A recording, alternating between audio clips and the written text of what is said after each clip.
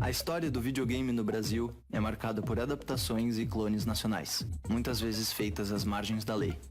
A pirataria é um problema para artistas e empresas, mas se não fossem as gambiarras locais, não existiriam jogadores e a cultura de games no país.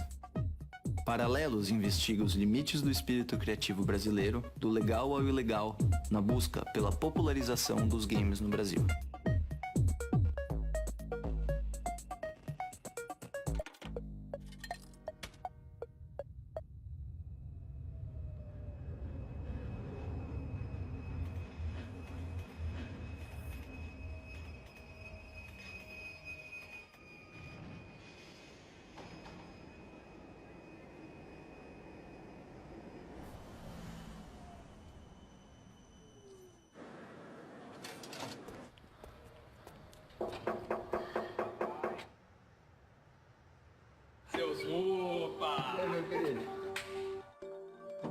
Quando eu conheci a Taito, era um barracão. Ela não era uma indústria ainda. Era um salão que ele guardava as máquinas de mar, tudo importado, não fazia nada. Chegou-se à conclusão do seguinte: escuta, por que nós não fazemos as máquinas aqui? Em vez de pagar as importações, por que não fazemos as máquinas aqui? Começou em 69, né? No início dos anos 69. Foi quando começou as primeiras montagens Taito Corporation.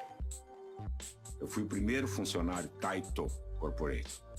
Todas as Pimbos Taito, todas foram cópias americanas. Vamos fazer essa máquina aqui, mas com outro nome.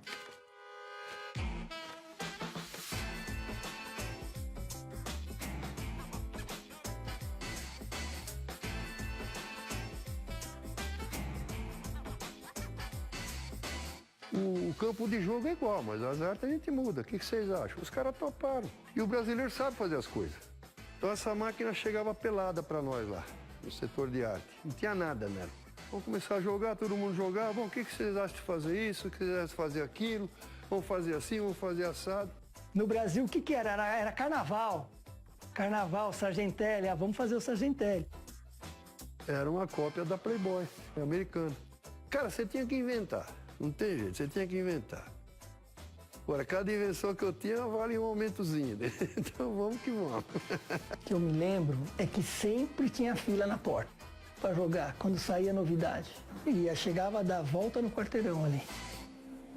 A minha carreira como estagiário, depois advogado, junto com meu pai, começou no terceiro andar.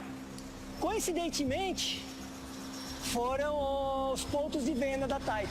Tinha um movimento muito interessante de jovens aqui na época, um pouco mais à frente também. Então a Paulista tinha 3, 4 lojas justamente para isso, para atrair esse público mais juvenil. E ficava sempre aquela aglomeração muito grande. É muito sedutor. O fliperama é muito sedutor.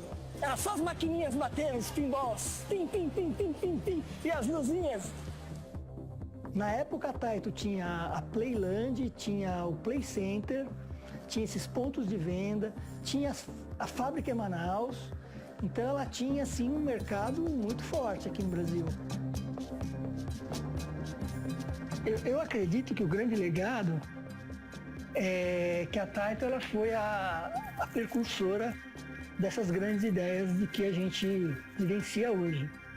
O desenvolvimento dos games deve muito à Taito.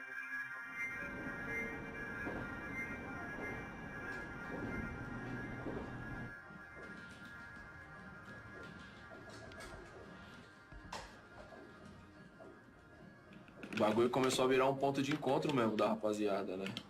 Todo mundo que tava enganando seus patrão ia pro fliperama. A ficha era 25 centavos, parça. Mano, nós ficou o dia inteiro naquela... Eu lembro de eu sair e eu continuei vendo os personagens na calçada. Foi tipo o primeiro Pokémon Go, mano. Um dos grandes sonhos de quem jogava videogame quando criança, da minha geração, era se ver representado no game, né? Então, eu me lembro da revolução do Blanca, fliperama, 1991 ali. Falei, cara, esse cara é brasileiro, ele é um monstro, mas não importa, é Brasil. O Blanca, mano, ele é tipo bombadão, fedorento, né, mano? Mano descalço na beira do rio, né? E é engraçado, né, a tela do Brasil ali, que eles põem o Blanca pra lutar, né, tipo... Ah, para, tio, Blanca é a representação brasileira, tio. Como é que você vai sentir orgulho do Blanca, mano? Mano, ruivo com a pele verde, bagulho zoado, os caras arrastando o Brasil, mano. Bagulho no meio da selva, tá ligado? Bem estereotipado errado mesmo, né, mano? Mas, né, fazer o quê? É o Blanca, parça. O Blanca era um dos nossos lá também, né? Não podia abandonar ele. Eu escolhi o Blanca, mano, porque você podia encostar os caras no canto e matar eles no shopping também. Você ficava... Se a gente se viu representado no Blanca, imagina ver um cara de verdade, tá? Uma parada que tem um referencial realmente próximo da nossa história, tá ligado? E aí, fiote? Que carrinho foi esse, parceiro? Foi mal.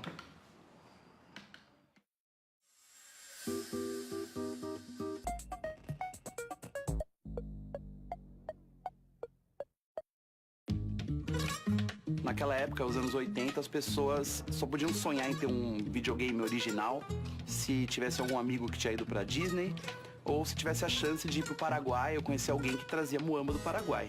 E no Brasil, para você jogar desde criança, a única maneira era por contrabando. Os consoles chegaram ao Brasil de uma maneira oficial, ou seja, nossos pais podiam ir numa loja comprar, isso no final dos anos 80, começo dos anos 90, quando isso desembarcou aqui, mas desembarcou de uma maneira meio torta. Esse é o Nintendo oficial da Nintendo, com esses cartuchinhos. Brasil, esse daqui. A Gradiente investindo no Phantom System, que era um clone do Nintendinho, e todas as empresas vendo ali um filão começaram a lançar também clones, videogames. Existia clones de qualidade. A Gradiente, por exemplo, fazia um Phantom, que é um produto muito bem feito. Não entrando no mérito na parte legal, certo? Do ponto de vista industrial, do ponto de vista de design, eles fizeram um produto bem feito. Tectoy chegou trazendo o Master System com uma campanha de marketing incrível. Eu lembro que eu tinha Master System, meus amigos tinham Master System no geral. Todo mundo tinha Master System. Ninguém tinha Nintendinho, né? Como vai? Tudo bem? Alexandre. Marcos Santos. Ô, Marcos, já ouvi falar de você? Já, né? Já. A gente tinha a nossa rivalidade naquela época, né? Era boa. Vocês jogavam os nossos games também? Sem dúvida. Sem dúvida. Eu também jogava escondido, mas eu jogava, tá? Eu tenho que admitir isso. Então, esse cara aqui, tá certo? Na hora que saiu e que o pessoal, principalmente da Nintendo of America, na hora que ele percebeu esse jogo aqui, eles vieram aqui conversar com a gente. Isso aqui é uma cópia que vocês fizeram. Eu falei, não, nós fizemos uma cópia. Quando espeta o cartucho, eu consigo interpretar isso. Mas eu não uso o seu chipset, eu não copiei o seu produto. E o que aconteceu foi que a Nintendo falou, olha, então, se vocês derem uma parada com o Phantom, descontinuarem o Phantom, a gente volta a conversar para vocês representarem a Nintendo no Brasil. Em lugar nenhum do mundo se fabricava Nintendo. O Brasil foi o primeiro lugar que foi fabricado a Nintendo, fora do Japão. E mesmo os cartuchos americanos? Mesmo. É mesmo? Fazíamos tudo em Manaus. Ninguém achava que estava fazendo nada errado. E a gente não estava mesmo, era o mercado que a gente tinha. E graças a ele, a gente está aqui hoje.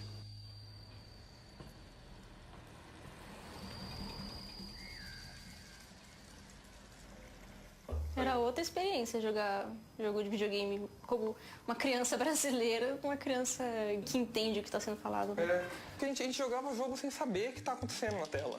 Inclusive, às vezes, a galera de pegar o jogo japonês e f***se, porque já não entendia inglês mesmo. A gente sempre teve essa coisa, videogame não é nosso. A gente está se metendo aqui onde não é chamado. Aos poucos a gente foi entrando ali, isso foi criando a nossa identidade. Como é que o Brasil entrou nos games? De uma maneira muito malaca, né? O jogo da Mônica. Simplesmente chegaram para nós e falaram assim, olha, vocês vão fazer game. A gente não sabia como fazer jogo. A gente não sabia como desenvolver o jogo do início ao fim. A gente não sabia nem por onde começar. Nós vamos trocar esse personagem do Wonder Boy pela Mônica. Começou o desenvolvimento a partir dessa adaptação.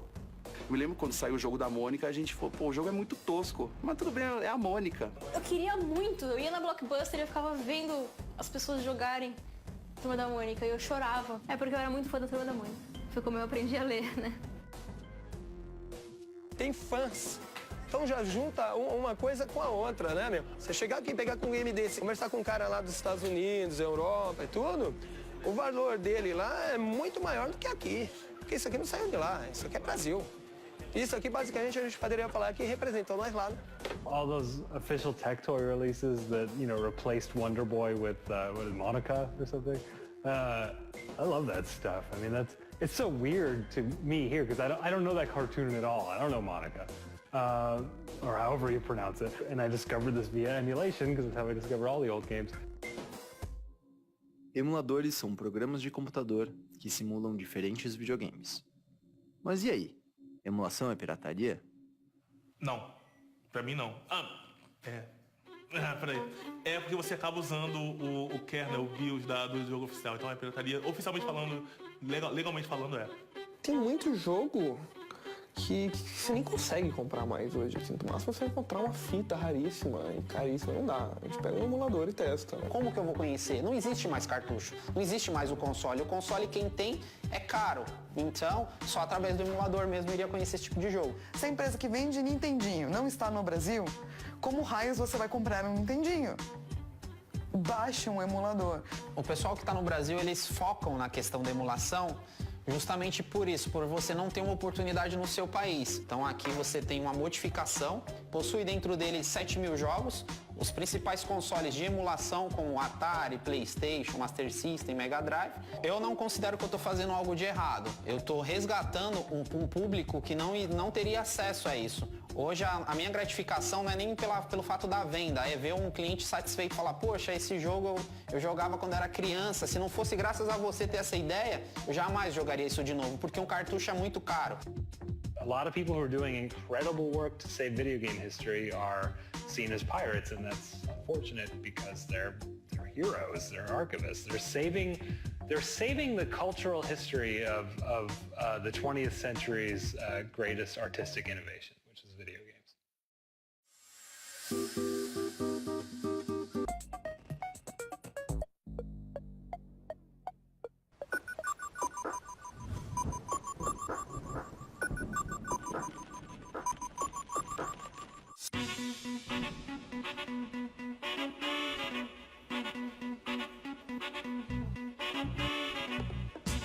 Eu acho que teve uma mudança muito grande ali dessa informalidade dos jogos no Brasil. No PlayStation 1 já aconteceu isso, porque mudou a mídia, né? Então entrou o CD, barateou horrores a maneira de piratear os jogos, de fato. E os caras realmente viram que ali tinha um mercado. Eu acho que as empresas não estavam no Brasil para se importar com a questão da pirataria. Então a gente não tinha uma noção de que isso era um crime. Era só a maneira como você comprava jogos. Não tinha malícia. As pessoas, se puderem ter o jogo original, elas vão preferir ter o original, porque é igual uma roupa, mano. Tá ligado? Se você pode realmente ter um pano original e ostentar aquilo, né? Pô, você vai ter, mano. O jogo oficial, ele saía perto de uns R$100, R$80 na época. Metade do salário mínimo, mano. Fica muito difícil o acesso. E é claro que se você tá pensando classe média, tudo bem você comprar um jogo por mês, mas essa não é a maior parte do Brasil, né? A classe média. Então, quando a gente tá falando de o povo brasileiro ser um povo que tem acesso a esse tipo de cultura, via pirataria, muito provavelmente até hoje. Eita! Para! Snapchat esse gol aí. Cê é louco, cachorreiro. Olha. Ai! Oi! Ai, papai! Campeonato Brasileiro Pirata. O bagulho estralou, mano. Os patches, em específico, eles foram uma certa profissionalização da pirataria. Já entrava um trabalho ali mais artesanal na história, sabe? Tipo, porque tinha uma expressão, né? Tinha autoexpressão ali na história. Queremos jogar jogo de futebol, mas queremos ter um personagem brasileiro. Então enfia o personagem brasileiro aí, ó. E é isso. Aí você coloca, por exemplo, o Kaká com o Ronaldinho no Flamengo. Corinthians e Santos. Fazer um Grenal ali, sabe? Várias pessoas foram conhecer as escalações dos seus times por causa do jogo, tá ligado? Por causa do Bomba Pet. Aí você sabia todo mundo, sabia até o terceiro reserva, mano. Esse espírito romântico da pirataria vive nisso, nos mods, nas alterações, de forma artística. A gente alterava um jogo que já estava pronto, era uma outra mentalidade. O lance do CS Rio, por exemplo, que era um mapa de Counter-Strike muito famoso, né? Muito bem feito. E era localizado aqui no Brasil e feito por um brasileiro, né? Então a história do CS Rio sempre era uma inspiração, assim, né? A gente sempre olhava para aquilo e falava assim, é possível fazer e tal. Vou fazer no Brasil, fazer uma favela, né? Primeira semana foram 6 mil downloads. Aí na segunda semana 24 mil downloads. E o que marcou foi quando a gente foi na Efigênia um dia comprar alguma coisa, lá tinha cara vendendo na esquina, olha o mapa do Rio, olha o mapa do Rio. E o negócio era grátis, tá ligado? Saiu em 2001. É uma adaptação de um jogo que já existia, o Half-Life, que adaptou pro Counter-Strike, que a gente adaptou pra CS Rio. E outra coisa que marcou também é que o mapa foi proibido no Rio de Janeiro, né? Virou uma coisa que virou caso de polícia, assim, era proibido a Lan House no Rio de Janeiro ter esse mapa. Proibiram a venda no Brasil inteiro do jogo, mas na época a gente já comprava jogo digital, não era uma piada isso. A importância do CS Rio para a comunidade de modders brasileira, ela foi muito importante porque os gringos adotaram ele, entendeu? Porque ele virou um mapa muito popular lá fora também, porque a galera ficava louca de jogar na favela do Rio de Janeiro. Tem um lance no mapa, não sei se vocês já perceberam, que tem bala perdida. Então você tá andando com o bonequinho e de repente você toma um tiro do além, tá ligado? As pessoas falam, pô, vocês não ganhavam grana com isso, a família, todo mundo joga o seu jogo e vocês não ganharam. Mas não era o espírito, é coisa de comunidade, de mod. Mod é isso, você faz porque você curte. Foi a pirataria que determinou que a gente tivesse um mercado de videogame. Não somente permitiu que a gente experienciasse jogar, como a gente experienciasse a possibilidade de fazer games. A gente olha para a nossa cultura ou olha para o nosso passado com um certo desprezo. A gente tem que começar a valorizar a contracultura nacional e a cultura nacional. A pirataria sempre vai ser o underground, nunca vai ser bem vista. O cara que hoje consome pirataria, talvez amanhã ele esteja economizando para comprar o console oficial dele e tudo mais. Então a gente não pode desmerecer a pirataria e falar que ela machuca o mercado apenas, porque sem a pirataria a gente não teria o mercado que a gente tem hoje. O jeitinho brasileiro também, eu acho que pode ser entendido de uma forma adaptativa. Eu conheço várias pessoas, o mercado de jogos brasileiros, os desenvolvedores em especial, são super adaptativos. E esse eu acho que é o lado bom, sabe? Eu acho que é o lado bom. E, cara, tudo, enfim, meio proporcionado por essa época de ouro da pirataria no Brasil, assim, sabe? Então, vivi bons tempos naquela época. If you're collecting games and you're in Brazil, collect your own games. No one else is. Because I know Brazilian collectors of video games mostly care about the official stuff out of America, and I think they're doing a disservice by ignoring wealth of Brazilian exclusive, interesting, wonderful stuff that came out over there. Eu acho que a gente não se importa nem com produções nacionais atuais, quanto mais com o resgate. Desculpa, videogame é importante sim, cultura é importante sim, pode gastar seu dinheiro com isso. Please get that stuff, save it. It's piracy, but it's your piracy. It's Brazilian culture, and it's cool. No, no, no, no. I don't understand what I'm saying.